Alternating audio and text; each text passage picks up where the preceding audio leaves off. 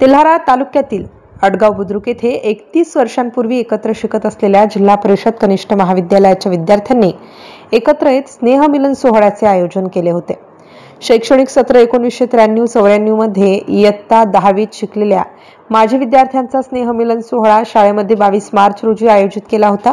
या निमित्ताने एकत्र आलेल्या विद्यार्थ्यांनी त्या काळातील आपल्या शालेय जीवनातील आठवणींना उजाळा दिला। कार्यक्रमाच्या अध्यक्षस्थानी जिल्हा परिषद महाविद्यालयाचे प्राचार्य मेहरे हे होते, तर प्रमुख उपस्थितीत म्हणून शाळेचे माजी शिक्षक रुमाले, अहेरकर, निमकर्डे, खंडारे, साबळे आदी मान्यवर प्रामुख्याने उपस्थित होते।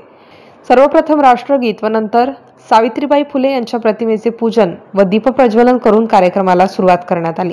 उपस्थित मान्यवर शिक्षक वर्ग तसेच कर्मचारी वर्ग यांचे विद्यार्थी व विद्यार्थिनींच्या वतीने शाल व श्रीफळ देऊन सत्कार करण्यात आला।